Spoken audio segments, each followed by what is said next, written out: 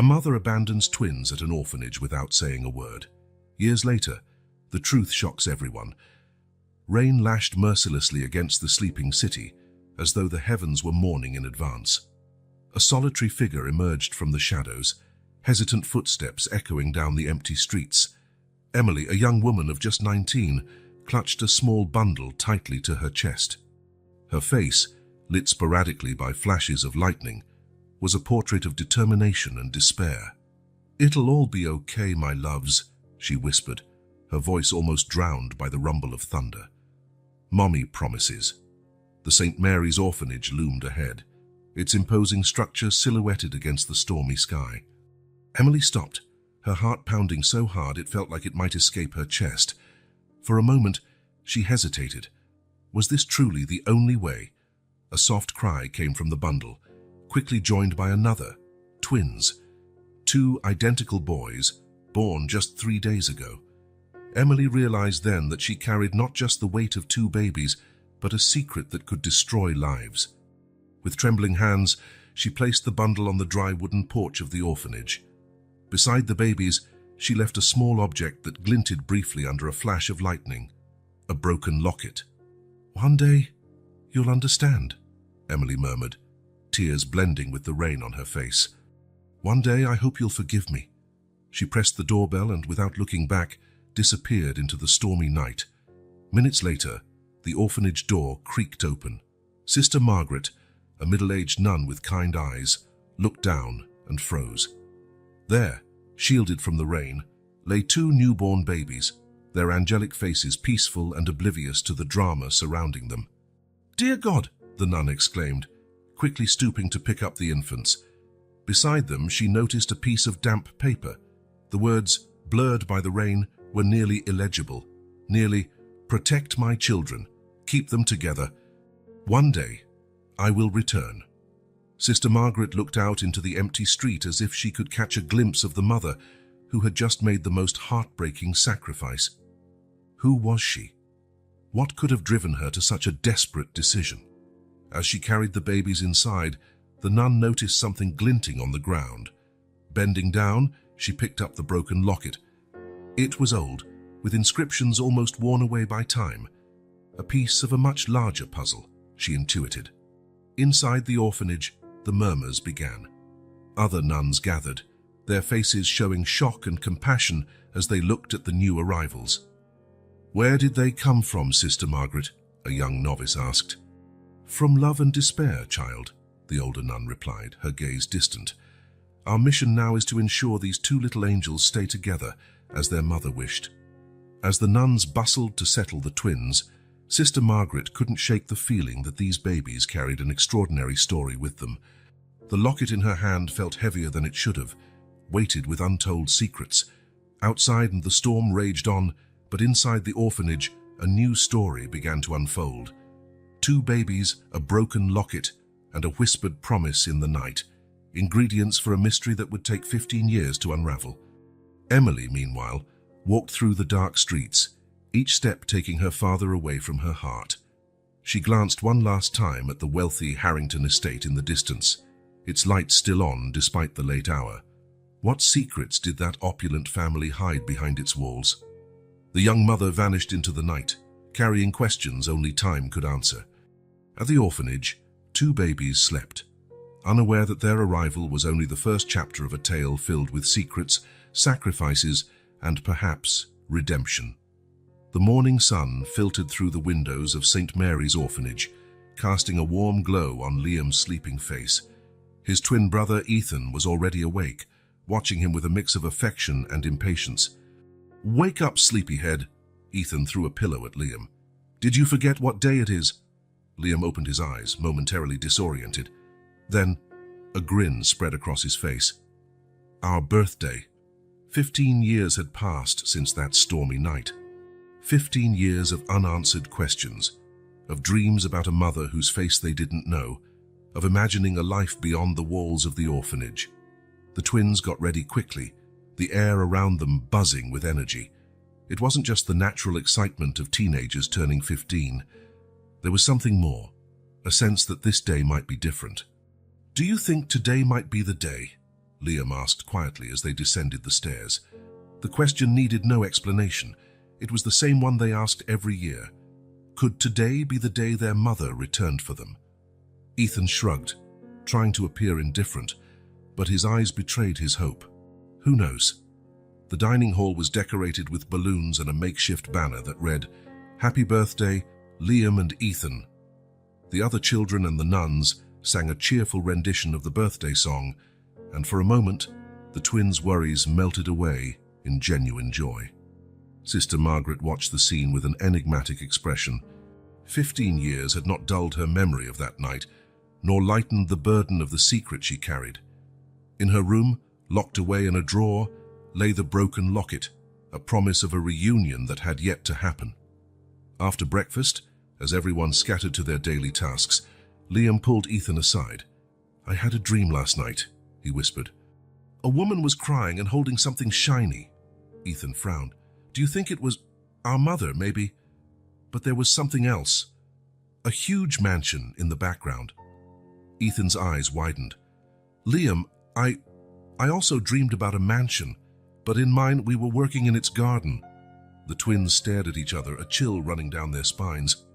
It wasn't unusual for them to share dreams, but this felt different, more real. Less like a dream and more like a memory.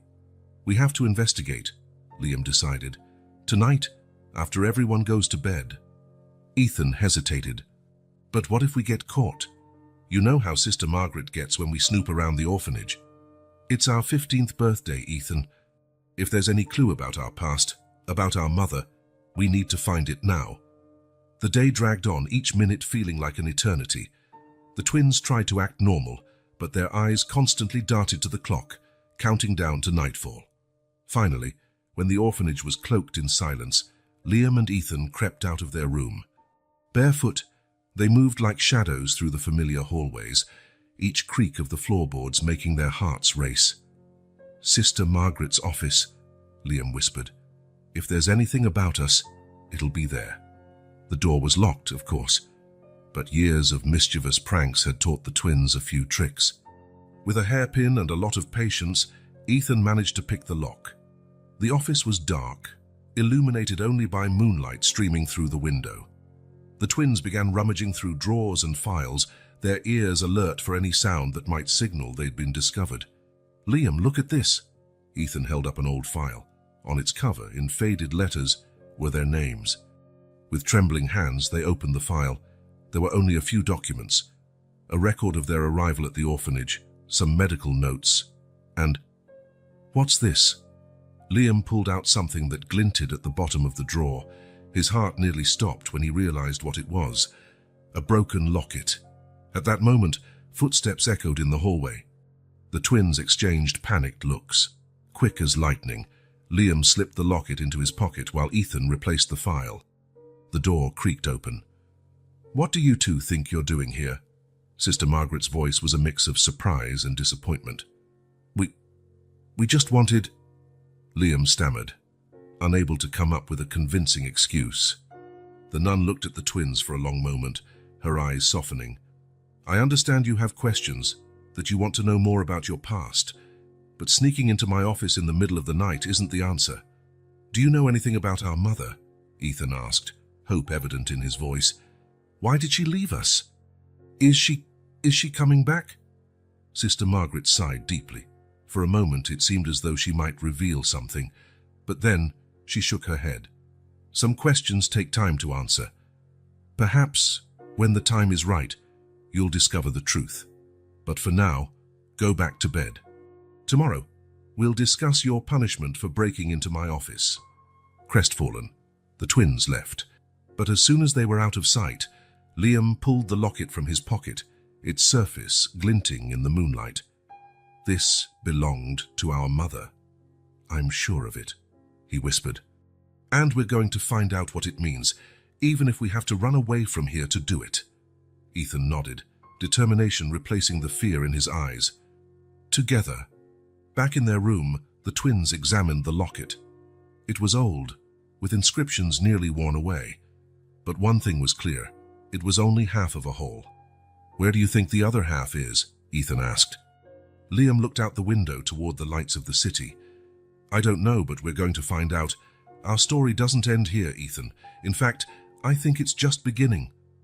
As the twins finally drifted to sleep, the locket glowed faintly beneath the pillow, holding secrets that were about to come to light. Somewhere, in the sprawling city, a woman named Emily gazed at the moon, holding the other half of the locket, unaware she was closer to her sons than she had been in 15 years. The afternoon sun cast long shadows across the meticulously maintained gardens of the Harrington estate. The grand three-story mansion, with its white columns and tall windows, seemed to observe the city below with a mix of pride and melancholy. Inside the mansion, Eleanor Harrington walked through the quiet corridors, her steps muted by luxurious Persian rugs.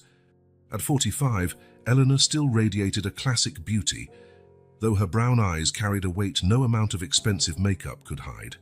She paused in front of a wall adorned with ornate photo frames.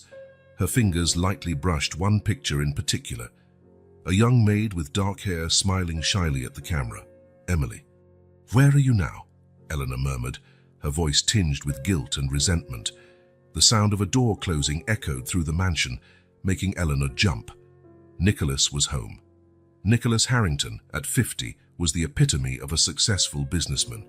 Tall, with an athletic build and graying temples, he exuded an aura of confidence that intimidated most people. But not Eleanor. Not anymore. "Eleanor?" Nicholas's voice called from down the hall. "Where are you?" She took a deep breath, composing herself. "In the gallery, darling." Nicholas appeared, loosening his tie. His eyes scanned the photos on the wall, pausing briefly on the same image Eleanor had been looking at. "Still thinking about that night?" he asked, his voice carefully neutral. Eleanor turned to face him. "Can you think about anything else? 15 years, Nicholas. 15 years, and still nothing has changed," Nicholas finished, running a hand through his hair in frustration. "What do you want me to do, Eleanor?" "We can't change the past." "No," she agreed, her voice sharp as a blade. "But we're living with its consequences every day." The silence that followed was heavy, laden with unspoken secrets and quiet regrets. Nicholas walked to the window, looking out at the gardens below. "I hired 2 new assistants for the gardener today," he said, clearly trying to change the subject. "Good for you," Eleanor replied dryly. "They're twins," Nicholas continued, his voice oddly hesitant. 2 boys. They must be around 15. Eleanor froze, her face visibly paling. 15, she repeated, her voice barely a whisper. "Twins?" Nicholas turned to face her, an unreadable expression on his face. "Yes. I thought you should know." The air between them felt electrified. Eleanor struggled to maintain her composure, but her hands trembled slightly. "It's just a coincidence," she said, more to herself than to Nicholas. "It must be." "Of course," Nicholas agreed quickly. Perhaps too quickly. "Just a coincidence." At that moment, the doorbell rang, breaking the tension. "It must be Mrs. Cartwright," Eleanor said, grateful for the interruption. "She mentioned she'd stop by to collect some things she left when she retired." Nicholas nodded, looking relieved. "I'll be in the study. I have some calls to make." As Eleanor descended the grand staircase to answer the door, her mind raced. Twins. 15 years. It couldn't be... Could it? Mrs. Cartwright, the estate's former housekeeper, entered the mansion with the familiarity of someone who had spent decades there. At 70, she still had sharp, perceptive eyes that seemed to see through people. "Mrs. Harrington," she greeted warmly. "I hope I'm not intruding." "Never, Mrs. Cartwright," Eleanor replied, forcing a smile. "Come, your belongings are in the guest room."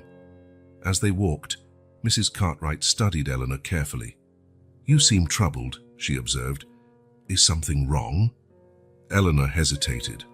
For a moment, she felt an almost irresistible urge to unburden herself, to share the weight she had carried for so many years. But fear held her back. "It's nothing," she lied. "Just tired." Mrs. Cartwright didn't look convinced, but didn't press further. When they reached the guest room, the older woman began gathering a few items from a dresser. "Ah, my old journal," Mrs. Cartwright exclaimed, picking up a worn notebook. So many memories in here. Eleanor glanced at the journal, a sense of dread knotting in her stomach. How many secrets did those pages hold? "Mrs. Cartwright," Eleanor began hesitantly, Do you still think about that night? 15 years ago?" The former housekeeper stopped what she was doing, turning slowly to face Eleanor. Her normally gentle eyes had a steely glint. "Every day, Mrs. Harrington," she replied softly. "Every day I think about that poor girl and the choices we all made." Eleanor felt as though the air had been knocked out of her lungs. "I didn't have a choice," she whispered. Mrs. Cartwright shook her head sadly. "There's always a choice, ma'am, always. The question is whether we can live with the consequences." The silence that followed was deafening. Finally, Mrs. Cartwright collected her things and moved toward the door. "Secrets have a way of coming to light, Mrs. Harrington," she said gently. "Sooner or later, the truth always finds a way." With those enigmatic words, Mrs. Cartwright left, leaving Eleanor alone with her thoughts and her ghosts. That night, as the Harrington estate slept, 3 people remained awake, each grappling with their own demons. Eleanor lay in her room, staring at the ceiling, Mrs. Cartwright's words echoing in her mind. Nicholas sat in his study, gazing at an old photograph hidden in a drawer. And in the servants' quarters, 2 young twins whispered excitedly, the broken locket glinting between them, unaware they were closer to unraveling their past than they had ever been before. In her modest apartment on the outskirts of the city, Mrs. Cartwright sat in her favorite armchair, her old journal resting on her lap. Her wrinkled fingers traced the worn cover, as though trying to draw out the memories hidden within its pages. "Grandma." A soft voice broke her reverie. It was her granddaughter, Anna, a bright-eyed young woman of 20. "Are you okay?" Mrs. Cartwright smiled warmly, her eyes lighting up at the sight of Anna. "Yes, dear. Just reminiscing about old times." Anna moved closer, curious. "Is that the journal you kept when you worked at the Harrington estate?" The elderly woman nodded, a wistful sigh escaping her lips. "So many secrets, so many untold stories." "Could you tell me one?" Anna asked, sitting cross-legged on the floor by her grandmother's feet. Mrs. Cartwright hesitated, weighing her options. Finally, she decided it was time to share a piece of the truth. "Anna, what I'm about to tell you must stay between us. It's a story of love, sacrifice, and secrets." Anna nodded solemnly, her eyes wide with anticipation. Mrs. Cartwright opened the journal, the yellowed pages crackling softly. She began to read aloud. "March 10th, 15 years ago. Emily is pregnant. The poor girl came to me today crying. I don't know how she's going to hide this from Mrs. Harrington. And the father, oh, what a mess this is," Anna gasped. "Emily? The maid who disappeared?" Mrs. Cartwright nodded sadly. "Yes, the same. Listen closely. April 15th. Emily's condition is becoming harder to conceal. Today, while cleaning Mr. Harrington's study, she fainted. Luckily, I was nearby. But how much longer can we keep this secret? May 2nd. Something's wrong. I caught Mrs. Harrington watching Emily with a strange look on her face, almost as if she knows, and Mr. Harrington has been avoiding Emily entirely, acting strangely." Anna leaned in, completely engrossed in the story. "Grandma, what happened next?" Mrs. Cartwright turned a few pages, her voice trembling slightly as she read. June 20th. "We found out today, twins. Emily is radiant, but also terrified. She confided something shocking to me today. The father, oh, I can't even write it down. Heaven help us." The old woman abruptly closed the journal, her eyes glistening with unshed tears. "Grandma," Anna asked gently, "who was the father?" Mrs. Cartwright shook her head. "Some truths are too heavy to speak aloud, my dear. But what happened afterward, that's what changed everything." She reopened the journal, flipping to one of the final entries. September 15th. "Emily is gone. The babies are gone. The mansion is in chaos. Mrs. Harrington is distraught, and Mr. Harrington is furious. No one knows what really happened that night, but I have my suspicions. Oh, Emily, my dear girl, where are you? May heaven watch over you and your little ones." Anna sat back, her mouth agape.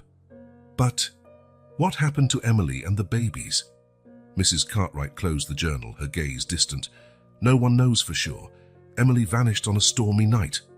Some say she fled, others, well, there are darker rumors. And the twins," Anna pressed. "Never found," Mrs. Cartwright replied quietly. "At least, not officially." Anna furrowed her brow, deep in thought. "Grandma, why are you telling me this now?" Mrs. Cartwright met her granddaughter's eyes, her voice firm despite the tremor in her hands. "Because today, when I visited the mansion, I saw something that unsettled me. 2 young men working as gardeners, twins, about 15 years old." Anna's eyes widened in realization. "You think they're—" "I don't know, my dear, but I have a feeling that the truth, buried for so long, is finally coming to light." Just then, the doorbell rang, startling them both. Anna went to answer it and returned with a puzzled expression. "Grandma, there are 2 boys here. They say they're from St. Mary's orphanage and that they have questions about the Harrington estate." Mrs. Cartwright rose slowly, her heart pounding. She had known this moment would come, but hadn't expected it so soon. "Let them in, Anna," she said, her voice steady despite the tremor in her hands. "It's time for some truths to be revealed." As the sound of footsteps approached, Mrs. Cartwright clutched the journal tightly to her chest. 15 years of secrets, lies, and broken hearts had led to this moment. Now, finally, the story of Emily, the twins, and the Harringtons was about to be unraveled. Liam and Ethan stepped into the room, their eyes shining with a mix of hope and apprehension. Mrs. Cartwright studied them, her heart tightening as she recognized features of both Emily and— no, she couldn't think about that now. "Welcome, boys," she said softly. "I believe we have much to discuss."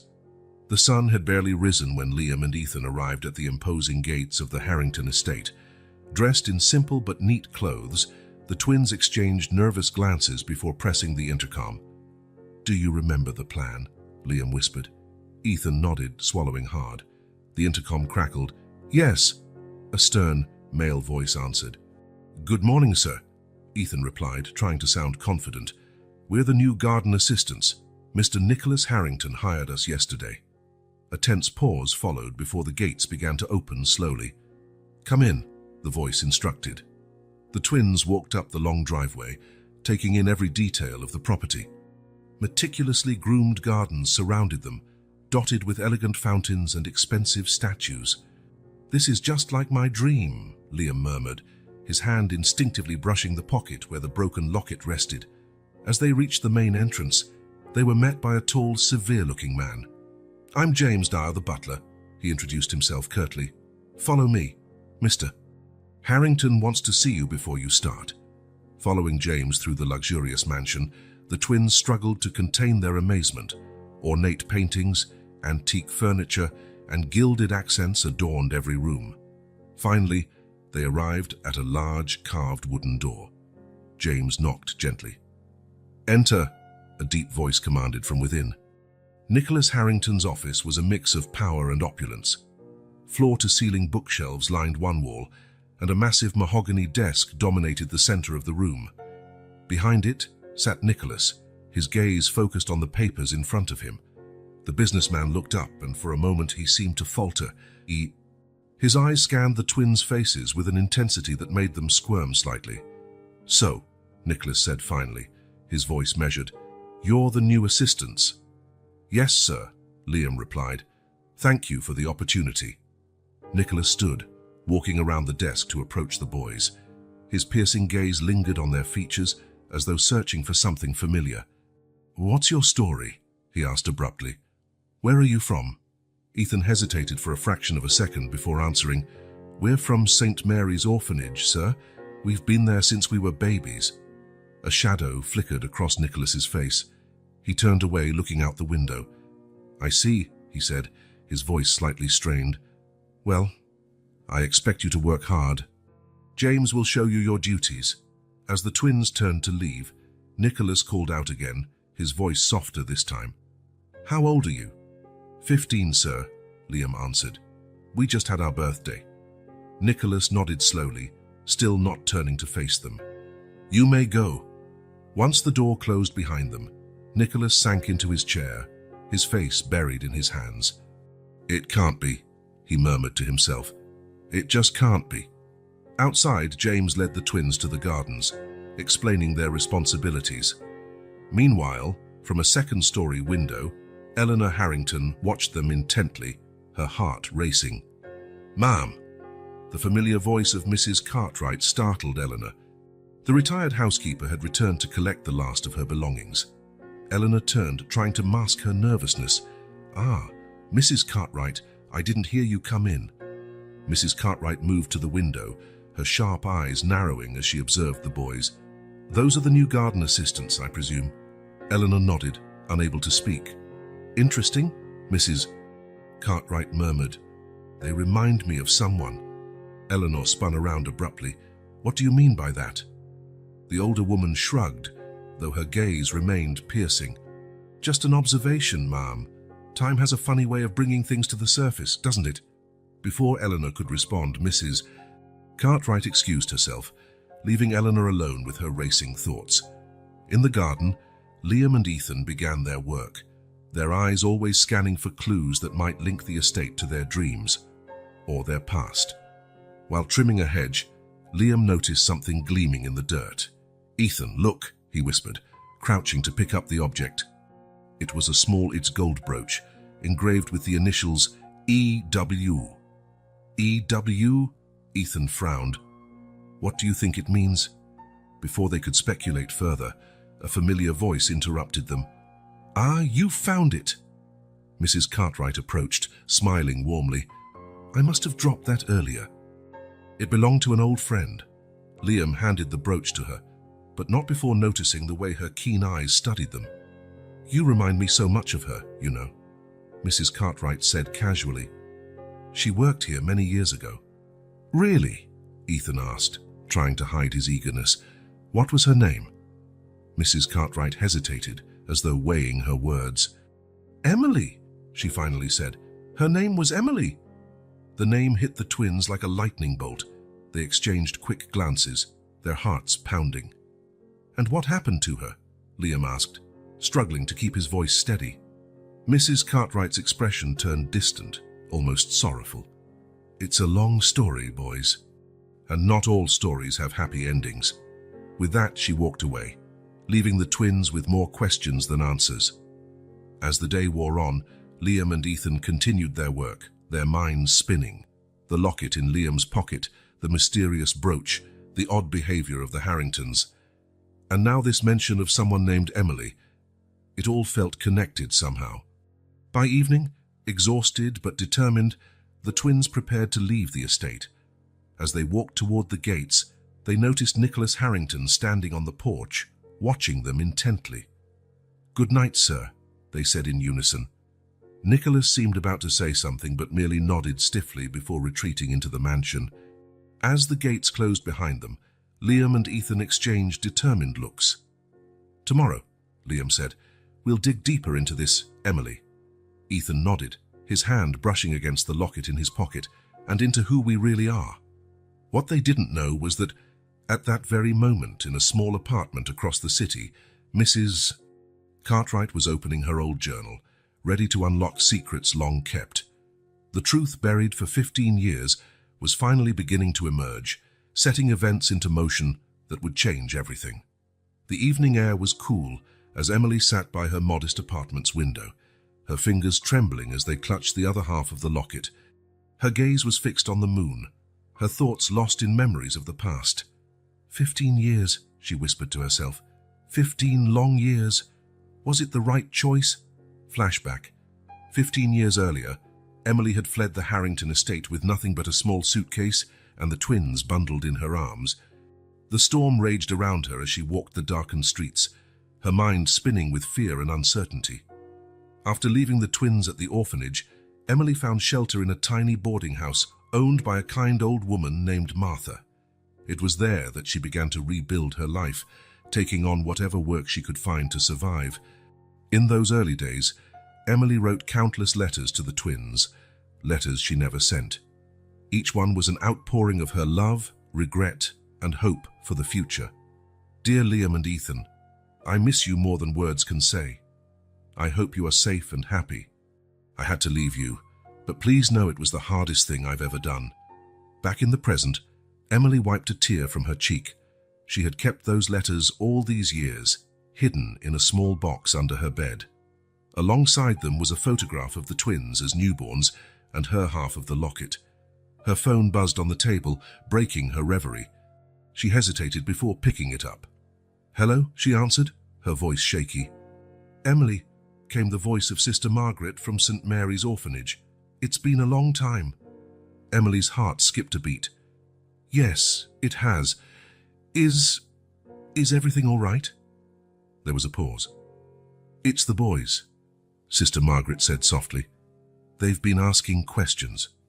They've found things." Emily's grip on the phone tightened. "Things. A broken locket, Emily," the nun explained. "They're beginning to piece things together." Emily closed her eyes, her breath hitching. I don't know if I'm ready." "You may not be," Sister Margaret replied gently, "but they are. It's time, Emily." After the call ended, Emily sat in silence, clutching the locket to her chest. The weight of 15 years pressed down on her. The boys were so close to the truth, and she couldn't stay hidden any longer. Across the city, in the grand Harrington estate, Eleanor stared out the window of her bedroom. Her reflection in the glass seemed like a stranger, haunted, regretful, and lost in thought. Nicholas entered quietly, his steps hesitant. "They're special, aren't they?" he said, breaking the silence. Eleanor turned, her expression guarded. "You mean the boys?" Nicholas nodded. "There's no denying it. They look like me, Eleanor." "And you see it too," Eleanor sighed, her defenses crumbling. "Of course I see it. How could I not? Every time I look at them, I see the truth staring back at me." Nicholas moved closer. "We have to tell them, and we have to tell Emily. She deserves to know." "And what then?" Eleanor asked sharply. "What happens when the truth is out? Do you think they'll forgive us?" Nicholas's jaw tightened. "They deserve the truth, even if it's hard. It's the least we owe them." Eleanor closed her eyes, battling the storm of emotions inside her. "Fine," she whispered, "but don't expect forgiveness. Not from Emily, and certainly not from them." The next morning, the twins arrived at the Harrington estate for work, their curiosity sharper than ever. As they began their tasks in the garden, James approached them with a note. "Mr. and Mrs. Harrington request your presence in the study," he said, his tone unreadable. Liam and Ethan exchanged uneasy glances before following James back into the mansion. In the study, Nicholas and Eleanor stood waiting. The room felt heavier than usual, as though it were bracing itself for what was to come. "We need to talk," Nicholas began, his voice steady but laden with emotion. "About what?" Liam asked, his suspicion clear. Eleanor took a deep breath. "About your past, and about who you really are." As the first words of their long-buried truth spilled out, the twins listened in stunned silence, their world shifting with every revelation. Outside, Emily stood at the estate's gates, clutching her half of the locket, gathering the courage to face the past she had spent 15 years running from. Emily's hand hovered over the gate's buzzer, her heart pounding in her chest. The estate, which once symbolized safety and belonging, now loomed as a monument to her deepest regrets. She inhaled deeply and pressed the button. Inside, as Nicholas and Eleanor unraveled the threads of the twins' origins, James entered the study and cleared his throat. "Pardon the interruption, but there's a woman at the gate. She says her name is Emily." The room fell silent. The name hung in the air like a thunderclap, jolting Nicholas and Eleanor into stillness. Liam and Ethan exchanged confused glances, their curiosity piqued. Nicholas was the first to move. He turned to James. "Let her in." Eleanor stiffened, her face a mixture of fear and resignation. "Are you sure?" "It's time," Nicholas said firmly. "No more hiding." Moments later, Emily was escorted into the study. The sight of her after all these years left Nicholas breathless. Eleanor's grip on her chair tightened, while Liam and Ethan stared at the woman, sensing her presence would somehow change everything. Emily's eyes scanned the room, lingering on the twins. Her voice trembled as she spoke. "Liam, Ethan, I'm your mother." The words struck like lightning. The twins froze, their expressions shifting from confusion to shock. Liam was the first to break the silence. "What are you talking about? You're our—" "Yes," Emily said, stepping closer, tears welling in her eyes. "I'm the one who left you at St. Mary's, but I never stopped loving you, not for a single day." Ethan's face hardened. "If you loved us, why did you leave? Why did we grow up thinking we were unwanted?" Emily's voice cracked with emotion. "I had no choice. I thought it was the only way to keep you safe, to keep you together." "Safe from what?" Liam demanded, his voice rising. "Safe from them." He gestured toward Nicholas and Eleanor. Nicholas spoke then, his voice heavy with guilt. "Emily left because of me, because of us. We created a situation that gave her no other option." Emily turned to Nicholas, her expression a mixture of anger and sorrow. "You don't know how hard it was for me to leave them." Eleanor, who had been silent until now, finally spoke.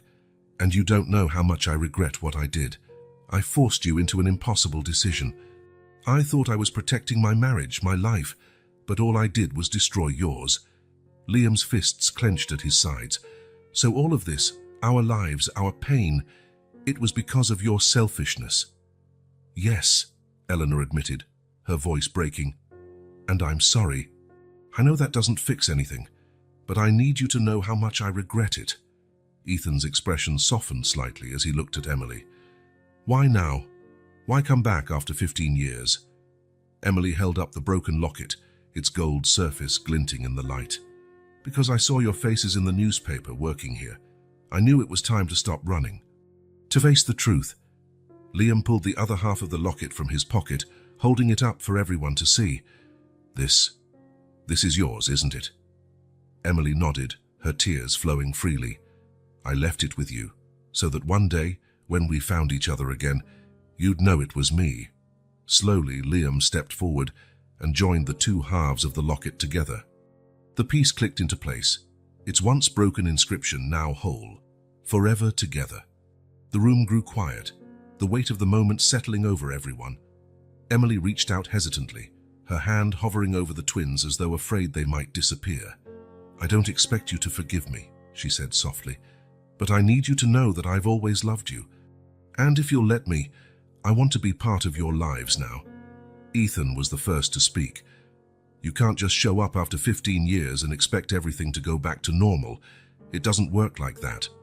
"I know," Emily replied, her voice steady despite the tears streaming down her face. "But I'm willing to do whatever it takes." Liam glanced at Ethan, his expression conflicted. Maybe we can try. For now." Nicholas approached the twins, his voice filled with emotion. "And me? I know I've failed you as a father, but I want to make things right." Ethan hesitated before nodding. "You both have a lot to prove." Eleanor stepped forward, her face pale but determined. "I don't deserve forgiveness, but I want to help you heal. All of you." Emily nodded at Eleanor, their shared pain forming an unspoken bond. "Then let's start," she said. "Together." As the family began to talk, the atmosphere shifted. Years of hurt wouldn't vanish in a single day, but the seeds of reconciliation had been planted. Outside, the sun broke through the clouds, bathing the estate in warm light. For the first time in 15 years, the promise of a new beginning felt real. As the twins stood beside their mother, father, and Eleanor, the broken pieces of their story began to come together, forming the foundation of something stronger. A family built not on secrets, but on truth and hope. The study became a space for tentative beginnings. As the initial shock wore off, Emily, Liam, Ethan, Nicholas, and Eleanor began to share pieces of their lives, the air thick with vulnerability and raw emotion. "When I left," Emily began hesitantly, "I thought it would be easier for you to grow up without the shadow of my choices. I was wrong, I see that now." "Easier?" Liam scoffed. "Do you know how many nights we lay awake, wondering if anyone cared about us, if anyone would ever come back?" Emily flinched, but Ethan's expression softened. "We did wonder, every day. but part of me always believed there was more to it. That maybe you had a reason." Emily nodded, her voice barely above a whisper. "I did. But it doesn't justify the pain I caused you." Nicholas, and his guilt evident, spoke next. "When I found out Emily had left, I searched for years. I hired investigators, reached out to orphanages, but I was looking in the wrong places. By the time I realized how far Emily had gone, it was too late. And Eleanor admitted, her voice trembling, I let the search fade away. I was too consumed by my own fear and guilt to face what I had done." Ethan looked at Eleanor with a mixture of curiosity and anger. "Why did you do it? Why would you force her to leave?" Eleanor's hands twisted nervously. "I thought I was protecting my life, my marriage. I was selfish, and I didn't see the damage I was causing until it was too late. I've spent the last 15 years regretting every decision I made that night." Liam's voice was sharp. "Regret doesn't change what we went through." "No, it doesn't," Eleanor agreed, tears streaking her face. "But I hope, one day, you'll let me make amends." Emily reached for the locket in Liam's hand, her fingers brushing against his. "I never stopped hoping that we'd find each other again. But seeing you both here now, it feels like a second chance I don't deserve." Liam sighed, his walls beginning to crack. "Maybe none of us know what we deserve. But I think we all want to figure it out," Ethan added, his voice steady but tinged with emotion. "We've spent so long looking for answers. Now we have them, and they're messy, but they're ours." Nicholas stepped closer, his gaze filled with determination. "We've all made mistakes, but if you'll let us, Emily and I want to be here for you, for both of you, to rebuild what was lost." "And me," Eleanor said softly. "I want to help too, if you'll allow it." The twins exchanged a long look, communicating silently in the way they always had.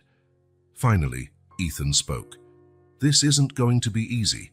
There's a lot we need to work through. But we're willing to try," Liam finished, "as long as everyone is honest this time." Emily nodded, tears streaming down her face. "Honesty. No more secrets." Nicholas stepped forward, placing a hand on each of the boys' shoulders. "We're proud of the men you've become. No matter how we got here, we're here now." Eleanor, though hesitant, reached out and touched Emily's arm. "Thank you for coming back. I know I made things unbearable for you. But seeing you here, it gives me hope." Emily met her gaze, her expression a mixture of caution and understanding. "We can't erase the past, but maybe, together, we can make something better." The room fell quiet as they processed the enormity of what had been said. Outside, the warm light of the late afternoon bathed the estate, as though signaling a fresh start. "So, where do we go from here?" Ethan asked, his tone cautious but hopeful. Emily smiled through her tears. "Wherever you want, but this time, we'll go together." Nicholas gestured toward the gardens visible through the window.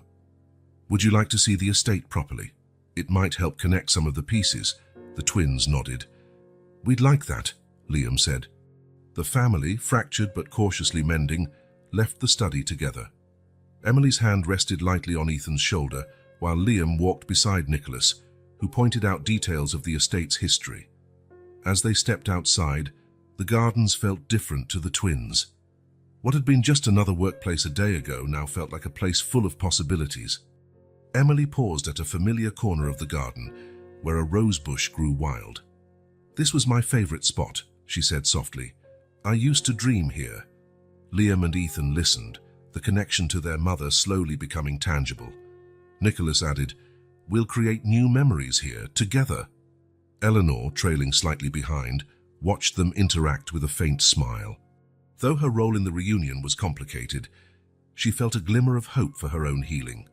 As the sun began to set, the Harrington estate stood as a symbol of a family determined to rebuild. The locket, once broken and scattered, was now whole again, just like the bonds being formed between mother-sons and those who had once kept them apart. The journey ahead would be long and fraught with challenges, but for the first time in 15 years, they all believed in the possibility of a brighter future, together. As the family wandered through the estate, the conversations grew less formal, their voices mingling with the rustle of the leaves and the soft chirping of birds. Each step felt like a small piece of the past being reconciled with the present. "Do you remember this swing set?"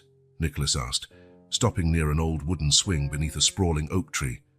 "It's been here since I was a boy. Emily used to sit here sometimes during her breaks." Emily smiled faintly, running her fingers along the worn wood. "I used to imagine what it would be like to have a family, to give the boys a life full of laughter and play. This swing was my escape." Ethan sat on the swing, pushing himself gently.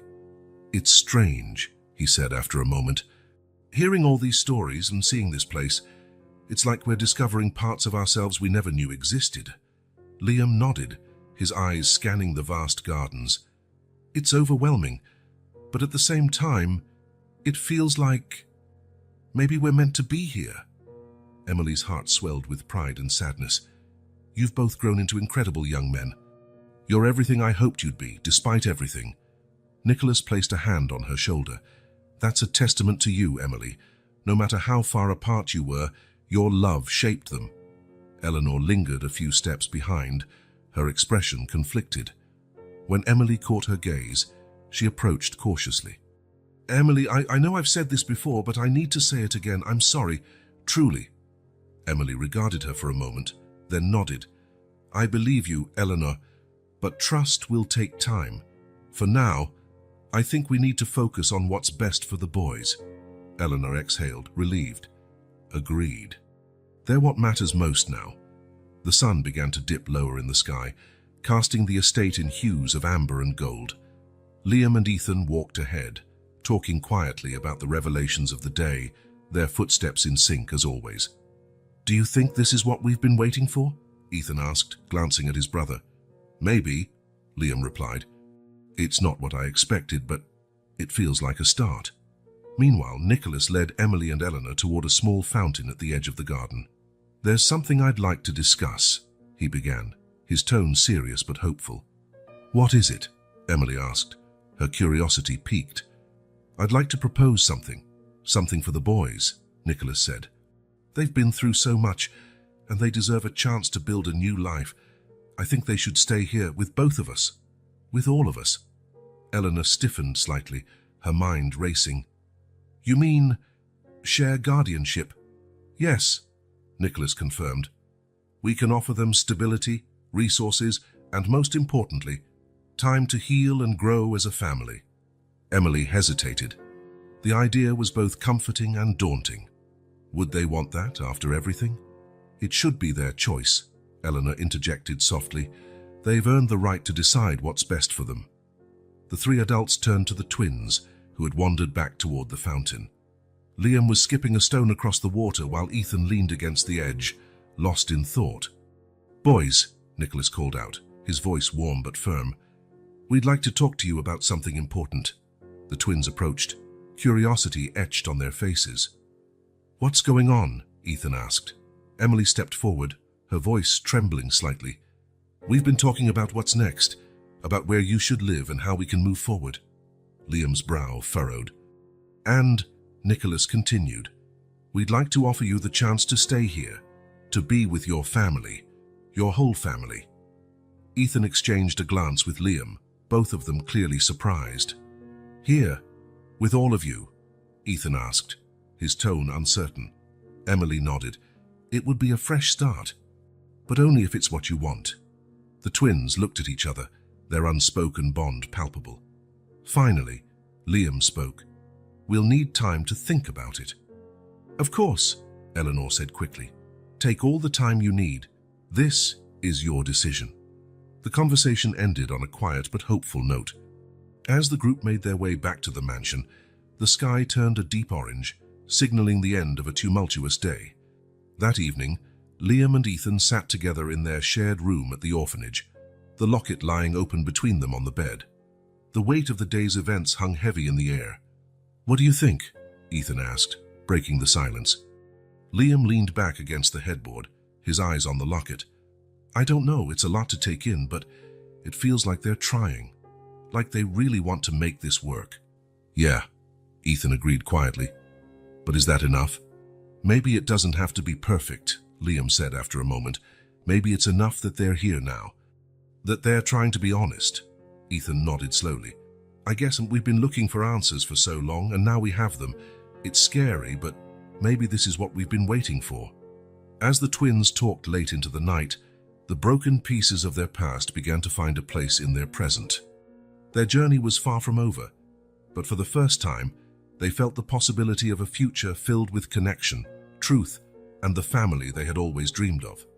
The following morning, sunlight streamed through the orphanage window, waking Liam and Ethan from a restless sleep. The locket still lay between them, its soft glimmer a reminder of the choices ahead. So, today's the day, Ethan said, sitting up and rubbing his eyes.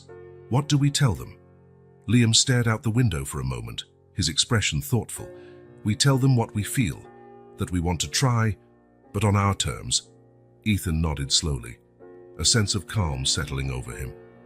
Yeah, it has to be our decision this time. Meanwhile, back at the Harrington estate, Nicholas and Eleanor waited anxiously in the study. Emily stood by the window, her fingers nervously fidgeting with her half of the locket. Do you think they'll agree? Eleanor asked, her voice quiet but strained. I don't know, Emily admitted, turning to face them. But whatever they decide, we have to respect it. It's their lives. Nicholas nodded, though the tension in his shoulders betrayed his own nervousness. We've waited this long. We'll wait as long as it takes. The sound of the front gate buzzer broke the silence. Emily's heart raced as James escorted Liam and Ethan into the room. The twins' faces were calm, but their eyes held the weight of their decision. Morning, Liam greeted, his tone steady but measured. Good morning, Nicholas replied, rising from his seat. Thank you for coming back so soon. Emily stepped closer, her voice soft. We wanted to give you time to think things over. Whatever you decide, we'll support you. Ethan glanced at Liam before speaking. We've talked a lot about what this means, about what we've wanted for so long. And we've decided we're willing to stay, Liam added, but only if we're allowed to take things at our own pace. Emily's eyes filled with tears and she nodded immediately. Of course. Whatever you need. Nicholas's relief was evident. We'll do whatever it takes to make you feel at home. Eleanor, stepping forward cautiously, said, You'll have space here. To grow, to learn, to figure out what this new life looks like. Good, Ethan said firmly, because we've spent too much time feeling like we don't belong anywhere. We're not ready to jump into anything, but this feels like a start. Emily reached out, her hand trembling slightly. Thank you, she said, her voice breaking. Thank you for giving me the chance to be your mom again. Liam hesitated, then took her hand, his own expression softening. We never stopped hoping you'd come back, but we'll need time to figure this out. Ethan placed his hand on Emily's shoulder. We're here now, that's what matters. Nicholas cleared his throat, his voice tinged with emotion. This house is yours now, too. We'll do everything we can to make it feel like home. As the family began to discuss the next steps, Eleanor watched from the corner of the room, a mix of hope and trepidation in her heart. She knew the road ahead would be long and difficult, but the first steps had been taken. Over the coming weeks, the Harrington estate became a place of healing and growth. Emily moved into a guest cottage on the property, giving the twins the space they needed to adjust while staying close. Nicholas worked to build relationships with Liam and Ethan, sharing stories about his own youth and teaching them skills he'd hoped to pass on one day. Eleanor, though hesitant at first, found small ways to connect with the boys, showing them parts of the estate's history and, occasionally, even sharing her own regrets. For Emily, each day was a gift. She spent time rebuilding her bond with the twins, sharing stories of their early days and listening intently as they opened up about their lives at the orphanage. One evening, as the family gathered by the fireplace, Emily handed Liam and Ethan the box of letters she had written over the years. I thought about you every day, she said, her voice trembling. These were my way of staying close, even when I couldn't be with you. The twins read the letters late into the night, each one a testament to the love that had never wavered. By the time they finished, they understood the depth of their mother's sacrifice and her unwavering hope. Slowly but surely, the walls between them began to crumble.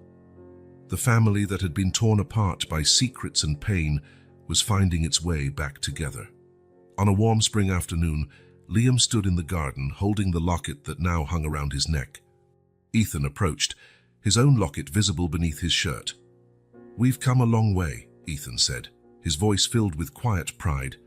Liam smiled, nodding, "And we're just getting started." In the distance, Emily, Nicholas, and Eleanor watched the twins with a shared sense of hope.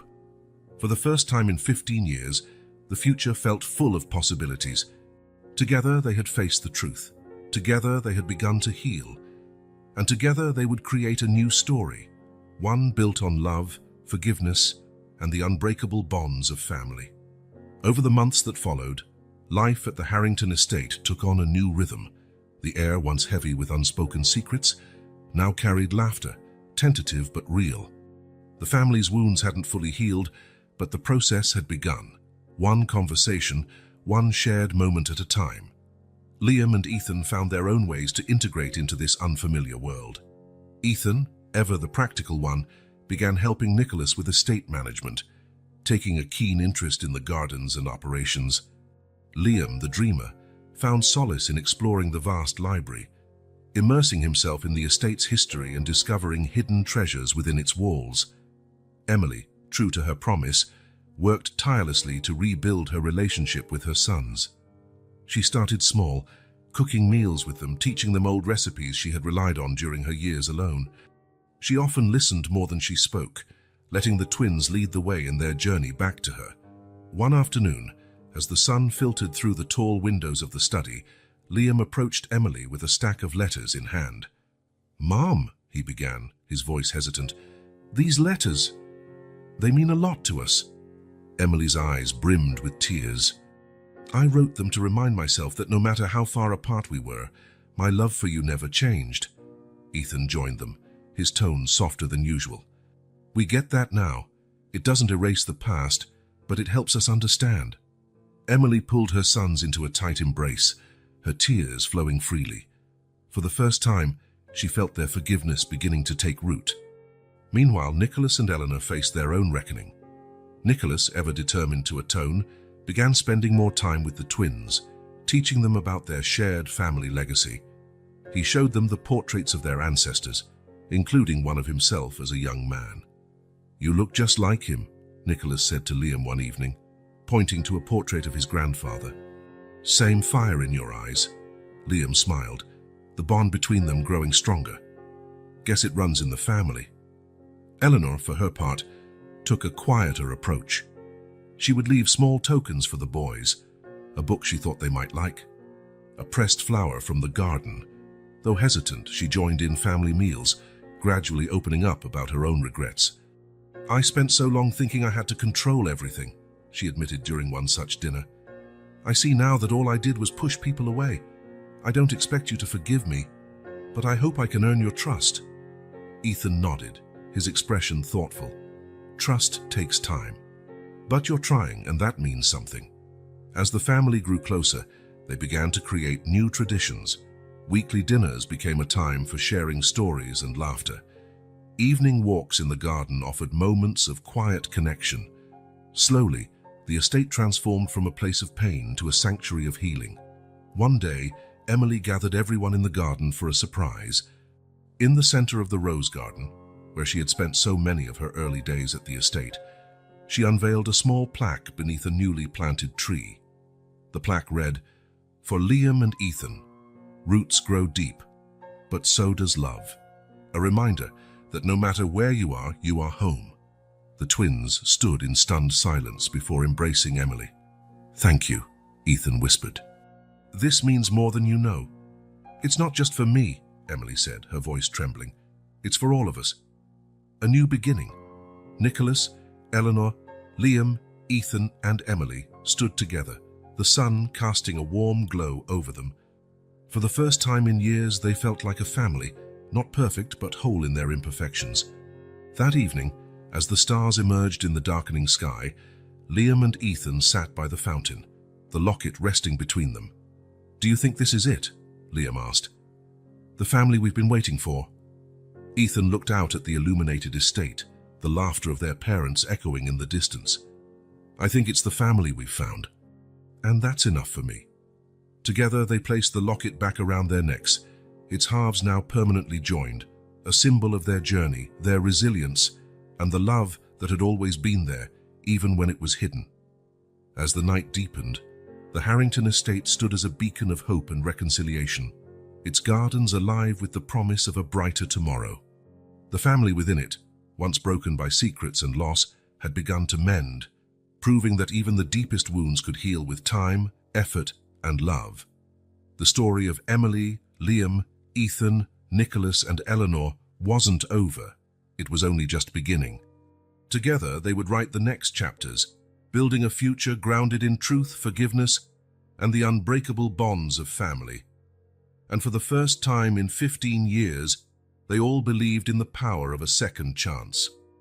In the weeks that followed, life at the Harrington estate settled into a new kind of harmony. The twins, once wary of this unfamiliar world, began to carve out their place within it. The house, which had once echoed with the weight of its secrets, now felt alive with laughter and the promise of new beginnings. Liam, ever curious and driven, found himself drawn to the history of the estate. He spent hours in the library, poring over old records and journals.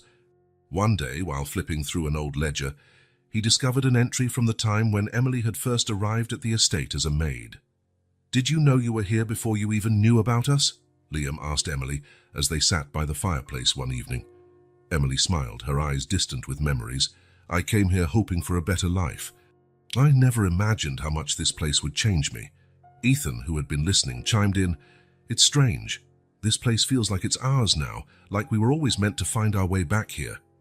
Emily reached out and took both their hands. "That's because it is. This is your home, just as much as it's mine." Meanwhile, Nicholas and Eleanor worked to repair their own fractured relationship. Nicholas, though still plagued by guilt, found solace in rebuilding his connection with the twins. He took them fishing at the estate's pond and taught them how to fix old tools in the workshop. "It's not about the tools, Nicholas told Ethan one afternoon as they worked side by side. "It's about learning to fix what's broken. That's what matters." Ethan looked at his father, the words resonating deeply. "Then I guess we're all learning." Eleanor, too, made strides in her own way. She began to see the twins not as a reminder of her mistakes, but as a chance to heal. She often joined Emily in the garden, helping her tend to the roses that had always been Emily's sanctuary. "You were always so strong," Eleanor admitted one day, her voice tinged with regret. "I see that now. I wish I had seen it then." Emily paused, her hands brushing against a bloom. "We can't change the past, Eleanor, but we can choose what we do with the time we have now." The turning point came on a warm summer evening during the Harrington estate's annual community gathering. It was a tradition Nicholas and Eleanor had kept for years, inviting neighbors and workers to celebrate the estate's legacy. This year, however, the event had a new energy. Emily stood proudly beside her sons, Nicholas and Eleanor, as they greeted guests. The twins were introduced not as workers, but as part of the family. "It feels strange," Liam whispered to Ethan as they stood on the mansion's grand staircase. "Being in the spotlight like this." Ethan smiled, nudging his brother. "Get used to it. We belong here." Later that evening, Emily stepped forward to make a speech. Her voice carried across the garden, steady and heartfelt. "This estate has always been a place of history and tradition," she began, "but today, it's more than that. It's a place of reconciliation, of healing, and of hope. To everyone who has been part of this journey, thank you. And to my sons, Liam and Ethan, you are the heart of this new chapter." The crowd erupted into applause, and Emily's eyes shone with pride as she looked at her boys. For the first time, she felt truly at peace. As the night drew to a close, the family gathered by the fountain, the same place where so much had been revealed months earlier. The locket, now whole, gleamed under the moonlight. "What happens now?" Ethan asked, his voice quiet but curious. Nicholas placed a hand on his son's shoulder. "Now we write our story, together." Liam nodded, looking at his mother and father, and even at Eleanor, who stood with a tentative but genuine smile. "For the first time, that sounds like something I'm ready for." Emily smiled, her heart full. "We've all come a long way, and this is just the beginning." Under the starlit sky, the Harrington family, once broken, now healing, stood united. Their journey was far from over, but they were ready to face whatever came next. Together, they had learned the power of truth, forgiveness, and love, and as they turned toward the future, they carried with them the unshakable bond that had brought them back to each other, a bond stronger than any secret, pain, or distance. The Harrington estate, once a place of division, now stood as a beacon of resilience and redemption. And for Liam, Ethan, Emily, Nicholas, and Eleanor, it was finally truly home. In the weeks following the community gathering, life at the Harrington estate continued to blossom. Each member of the family found new ways to connect, to grow, and to heal the lingering wounds of the past. Liam took charge of the estate's records and archives, discovering long-lost documents and photographs that revealed more about the Harrington family legacy. He even began cataloging them into a digital format, a project that gave him a sense of purpose. "You're the historian this family never knew it needed," Nicholas remarked one afternoon, pride evident in his voice. Meanwhile, Ethan worked alongside Nicholas and the estate staff, reviving the gardens and maintaining the property. His natural leadership skills shone as he coordinated new landscaping projects and even initiated a vegetable garden that the family could enjoy together. "The Harrington estate is more than just a house," Ethan told Emily one day. "It's a part of us now." Emily devoted herself to strengthening her bond with her sons. She started teaching them skills she had learned during her years of independence, from sewing to cooking. These quiet moments became cherished memories, full of laughter and love. Eleanor, too, became an unexpected source of support. She began mentoring Liam and Ethan, sharing stories of her upbringing and the lessons she had learned from her mistakes. Over time, the twins saw her not as the woman who had once caused their pain, but as someone striving to make amends. "I'll never forget what happened," Liam said to Eleanor one evening as they walked through the garden. "But I think I can forgive you." Eleanor's eyes filled with tears. "Thank you, Liam. That means more to me than you'll ever know." The turning point for the family came on a crisp autumn morning when Emily gathered everyone in the library. She held a stack of letters and a small notebook in her hands. "I've been thinking," Emily began, her voice steady but filled with emotion. "We've spent so much time looking back at what we lost, at what we've endured. But now, I think it's time we focus on what lies ahead." She handed the notebook to Liam and Ethan. "This is for you, for us. Let's write down our plans, our dreams. Let's create something new together." The twins opened the notebook, their faces lighting up with excitement. "A family journal?" Ethan asked. "Exactly," Emily said with a smile. "A record of the future we're building." Over the next few weeks, the journal became a treasured part of their daily lives. Each family member contributed entries, from sketches of garden designs by Ethan to notes about estate projects from Liam. Even Nicholas and Eleanor wrote reflections on their hopes for the family's future. On the first page, Emily wrote, "The Harrington family, together, stronger, and ready for whatever comes next." As winter approached, the estate became a haven of warmth and love. The family celebrated their first holiday season together, decorating the grand halls with lights and garlands. They hosted a festive dinner for the staff and local community, a tradition they vowed to continue. On Christmas Eve, the family gathered around the fireplace, exchanging gifts and sharing stories. Emily presented the twins with a framed photograph of her, Nicholas, Maxa, and the newborn boys, one she had kept hidden for years. "I thought it was time you had this," she said softly. Liam and Ethan stared at the photo, their emotions evident. "Thank you," Liam said, his voice filled with gratitude. Nicholas stood, raising a glass of cider. "To family," he said, "to second chances. To love," Emily added, her eyes shining. The toast was a small moment, but it symbolized everything they had fought for, their commitment to healing and to each other. The new year arrived with fresh opportunities. The twins began their schooling at a local academy, eager to catch up on their education and explore their interests. Emily started a small business selling handmade crafts, something she had dreamed of during her years of struggle. Nicholas and Eleanor continued to manage the estate, but now with the active involvement of the twins.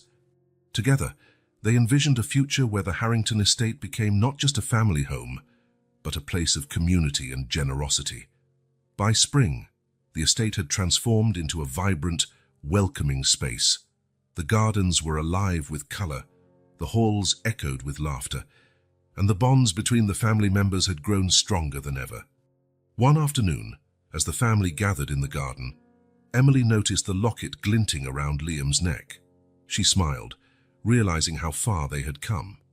"It feels like we've finally found our place," Liam said, his voice content. Ethan nodded. "Not just a place, a family." Emily took their hands, her heart full. And that's what matters most. As the sun set over the estate, the Harrington family stood together, their shadows blending into one. Their journey had been long and fraught with pain, but it had led them here, to a place of love, understanding, and hope. The story of Emily, Liam, Ethan, Nicholas, and Eleanor was no longer defined by the mistakes of the past, but by the promise of the future. Together, they had turned their broken pieces into something beautiful. And as the stars appeared in the night sky, one thing was clear. This was not the end of their story, but the beginning of a new chapter, one they would write together as a family, united at last. In the years that followed, the Harrington family's journey continued to unfold, filled with moments of growth, joy, and challenges that only brought them closer. The estate became more than a home. It became a living testament to their resilience and unity. Liam excelled in his studies, eventually pursuing a career in history and preservation. He worked tirelessly to ensure that the Harrington estate's legacy was documented and celebrated. His meticulous work brought newfound recognition to the property, transforming it into a historical landmark visited by people from all over the country. Ethan, on the other hand, found his passion in agriculture and sustainability.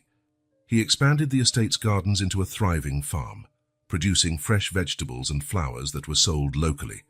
His vision turned the estate into a self-sustaining ecosystem, admired by environmentalists and locals alike.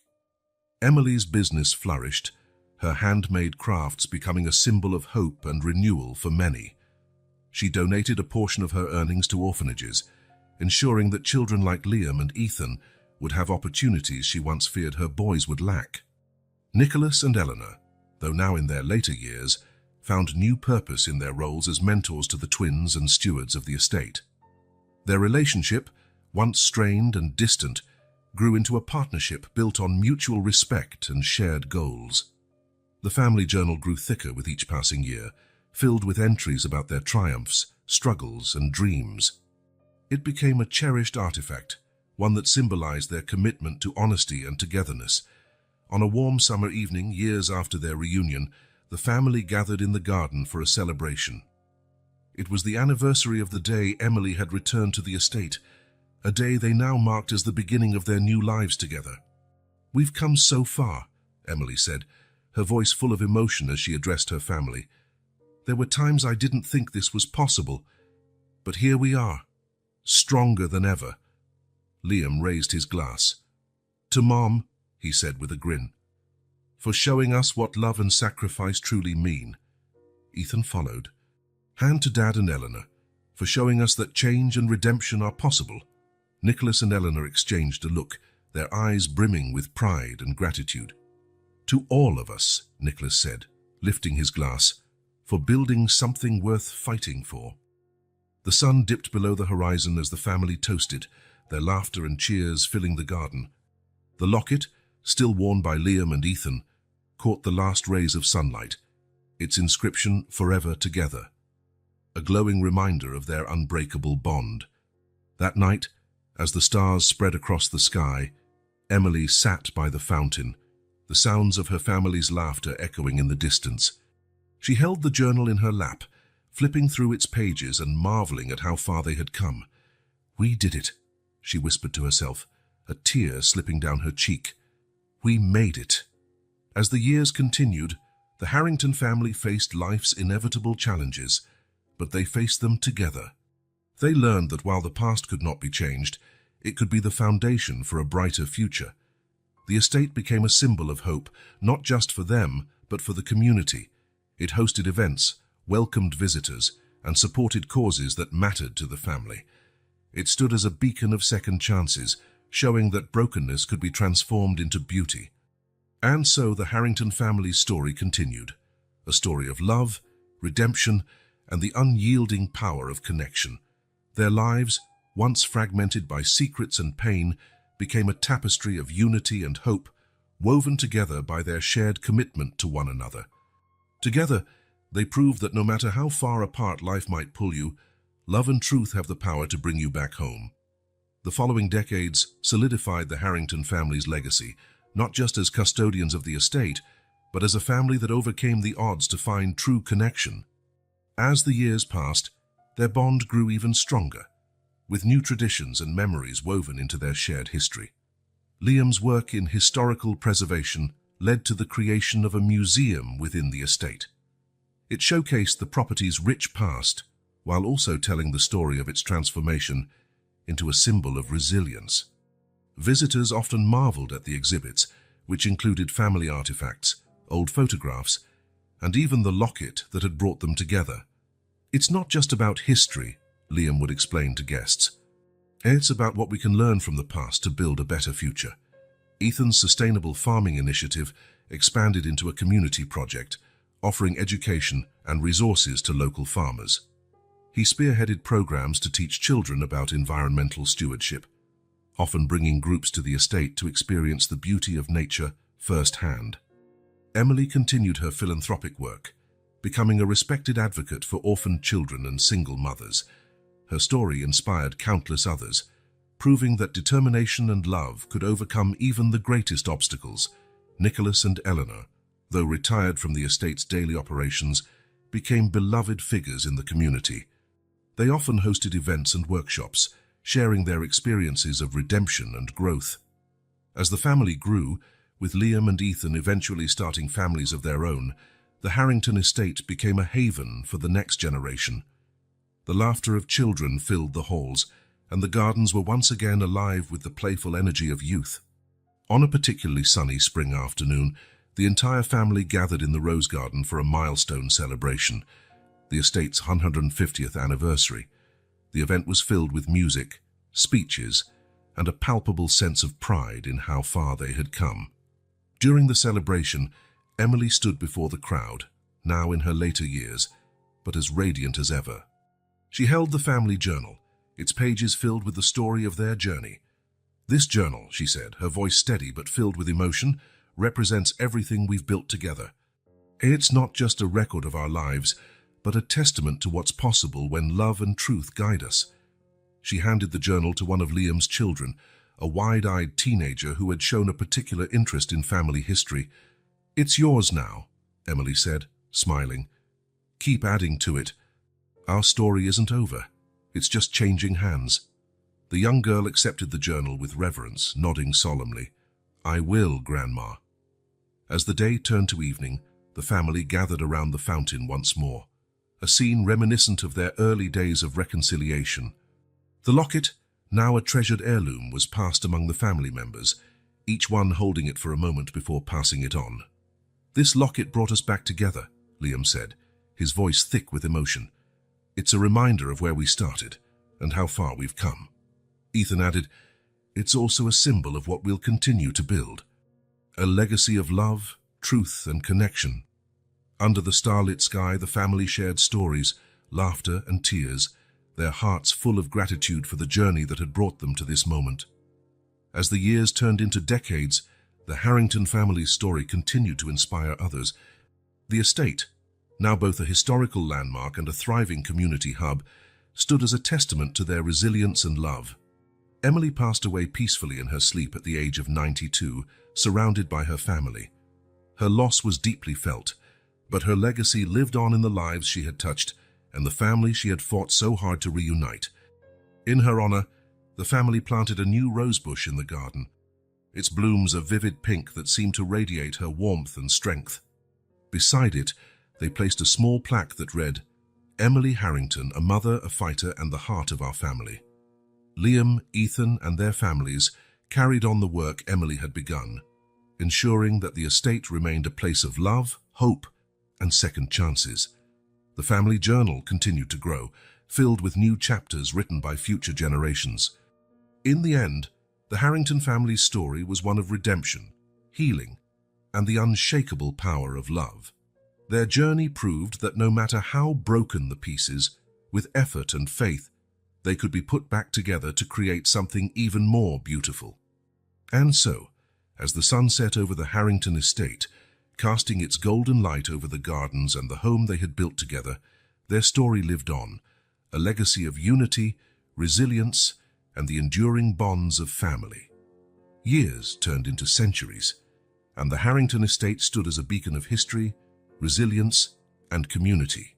Future generations carried forward the legacy of the family that had once been fractured, but had come together to create a life filled with meaning and purpose. The estate evolved, becoming not only a cherished home, but also a cultural and educational hub. Visitors from around the world came to learn about its history, admire its beauty, and be inspired by the story of the Harrington family. The family journal, now housed in the estate's museum, became a treasured artifact. Guests marveled at its pages, which chronicled decades of memories, lessons, and milestones. It became a symbol of hope for those who visited, a testament to the power of love and forgiveness. Descendants of Liam and Ethan carried on their legacy with pride. They expanded the estate's reach, introducing modern innovations while preserving its historical charm. The gardens became even more vibrant, the library richer with stories, and the estate a sanctuary for creativity and growth.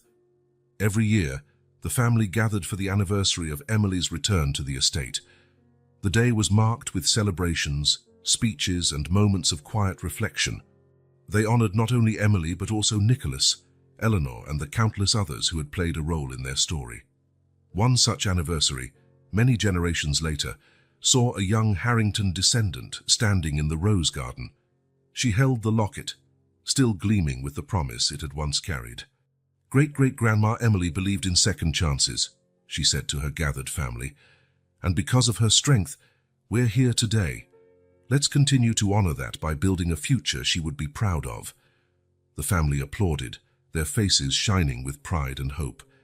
The garden, now more beautiful than ever, seemed to echo with the laughter and love of generations past. As the sun set over the estate, casting a golden glow over the property, the Harrington family stood united, their shadows blending into one.